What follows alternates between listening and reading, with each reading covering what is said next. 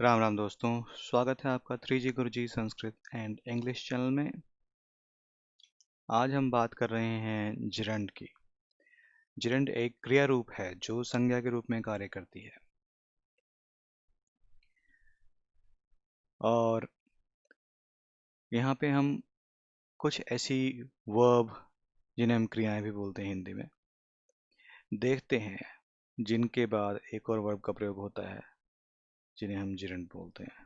ठीक है, तो यहाँ कुछ दी गई स्पेसिफिक वर्ब्स हैं जो लिखी हुई हैं, इंजॉय से लेकर सजेस्ट तक। ठीक है, तो इनके साथ में हम आईएनजी वाली दूसरी वर्ब का प्रयोग करते हैं। तो उदाहरण के लिए आई अवॉइड, तो आई अवॉइड हो गया past simple tense, sorry present simple tense.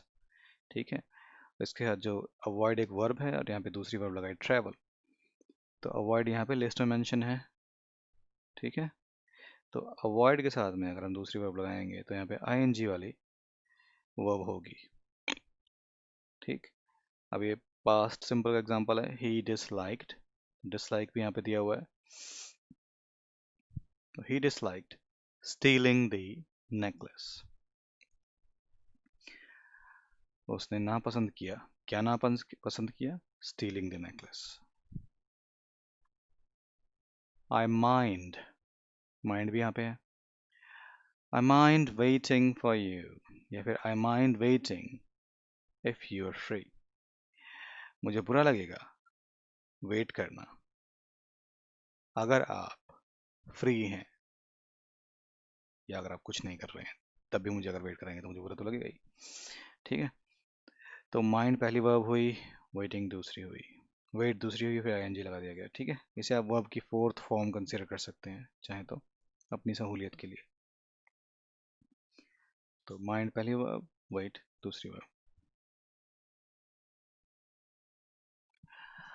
अब दूसरे केस में इन सब वर्ब्स के साथ में टू प्लस इन्फिनेटिव लगेगा। तो टू प्लस इन्फिनेटिव है क्या?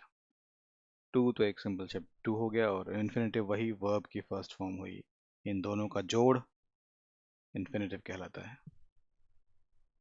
ठीक है, यानी वर्ब की फर्स्ट फॉर्म और टू मिलाकर अगर पहले लिखा जाता है टू और फिर वर्ब लिखी जाती है तो इसे इन्फिनेटिव बोलते हैं। अब एक्चुअली अगर हम बात करें जेरेंट की, तो जेरेंट के लिए जैसे हमने बताया कि भाई आई वॉन्ट टू स्पीक, तो पहली वर्ब हमारी वॉन्ट हुई जो कि इसमें से मेंशन है ऊपर दी गई लिस्ट में से। तो I want to speak to the teacher. Second line में हमने बोला है भाई शी इज ऑफरिंग, तो प्रेजेंट कंटिन्यूस टेंस, ऑफर पहली बार हुई, फिर दूसरी वर्ब जो हुई टू पे, तो ऑफर हमारी पहली लिस्ट में दे रखी है हमने ये। ठीक है, आप वीडियो पॉज करके देख सकते हैं इन लिस्ट्स को। उसके अलावा he learned, past simple second form of verb, तो ही लर्नड फिर आया दूसरी क्या है वर्ब यहाँ पे, हेल्प करना, टू हेल्प अदर्स,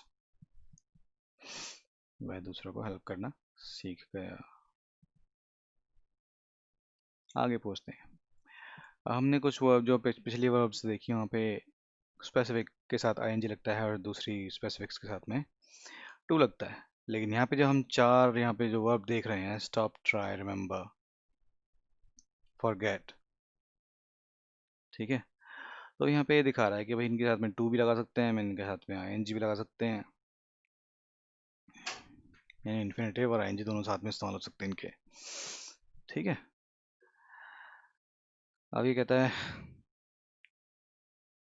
कि भाई स्टॉप आईएनजी का मतलब यह है कि कोई कार्रवाई अब नहीं हो रही। ठीक है, यानी पहले हो रही थी लेकिन अब नहीं हो रही। उदाहरण के लिए I have stopped.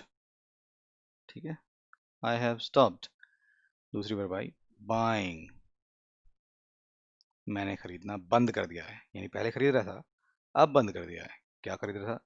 The news paper because now I read the news online. दूसरा, पहले बाइंग का था ये आईएनजी वाला एग्जांपल, अब टू इन्फिनेटिव वाला है। ठीक है, तो इसमें क्या कहता है भाई, किसी एक काम को करने के लिए दूसरे को रोक देना, दूसरे काम को रोक देना। तो he stopped the video। क्या किया इसने? he stopped, किस लिए किया और क्या किया एग्जैक्टली? द वीडियो को स्टॉप, तो इसने वीडियो को स्टॉप किया। अब किस काम को करने के लिए रोका गया? टू आस्क, पूछने के लिए। किससे? The students some questions। So he stopped the video to ask the students some questions। ठीक है। try, अब try में भी ing और to दोनों का प्रयोग हो सकता है। ठीक है। तो ये कहता है भाई कि जब आप कोई एक्सपेरिमेंट कर रहे हो और ये देखना चाहते हो कि वो काम करेगा या नहीं करेगा, तो उस कंडीशन में हम यहाँ पर try का प्रयोग कर सकते हैं। ठीक है। तो have you tried, present perfect tense, have you tried। अब यहाँ पे कहता है turning, तो turn दूसरी वर्ब हो गई, यहाँ पे try पहली थी। Have you tried turning the computer on and off। तो on and off क्या है? इनका एक्सपेरिमेंट है। किस लिए कर रहे हैं भाई? कंप्यूटर ऑन ऑफ करके देखो, शायद इश्यू तुम्हारा रिजॉल्व हो जाए। ठीक है। अभी कहता है ट्राई टू इन्फिनिटिव। अब ये एक काम को कर रहे हैं जबकि वो मुश्किल है, एटलीस्ट एफर्ट डाल रहे हैं हमने, काम हो या ना हो लेकिन कोशिश ज़रूर कर रहे हैं। ठीक है। तो I am trying to learn Japanese but it's very difficult. मैं जापानीज सीखने की कोशिश कर रहा हूँ मगर ये बहुत मुश्किल है। ठीक है। तो I am trying present continuous, उसके बाद जो gerund लगा वो है टू लर्न। forget या फिर remember, तो इनके भी दो उदाहरण दे रखे हैं यहाँ पे। तो forget में यानी कि हमें कोई चीज़ याद होना या ना होना। ठीक है। जैसे मुझे याद है तुम्हारे साथ मैंने फिल्म देखी थी। ठीक है। तो I remember, present simple, remember verb हो गई यहाँ पे। वॉचिंग gerund हो गया। तो I remember watching this film before. ठीक है। अभी कहता है I'll never forget, मैं कभी नहीं भूलूंगा। You for the first time in this cafe, जब आपको मैंने देखा या फिर जब आप यहाँ फिरे पहली बार इस कैफे में। आप कब आए थे पहली बार इस कैफे में? क्षमा कीजिएगा, क्षमा कीजिएगा।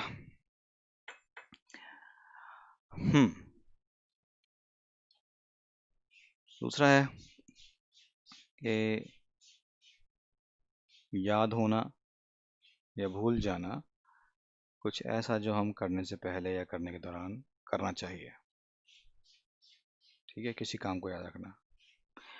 तो प्लीज रिमेंबर पहली वर्ब, टू बाय दूसरी verb. Please remember to buy some milk on the way home, जब घर वापस आओ तो थोड़ा दूध लेते आना। ठीक है। तो please remember to buy some milk on the way home, ये हमारा पहला एग्जांपल हुआ। रिमेंबर के साथ में इन्फिनेटिव लगाया तो ही फॉरगॉट टू लॉक, तो पहली verb past simple tense, to lock दूसरी verb gerund। The door when he went out, तो वह भूल गया दरवाज़ा लॉक करना जब वह बाहर गया। तो आशा करता हूँ आपको मेरे द्वारा दी गई नॉलेज जो है समझ में आई होगी, और रिक्वेस्ट करता हूँ कि लाइक शेयर करें दूसरों के लिए, सब्सक्राइब करें अपने लिए। धन्यवाद।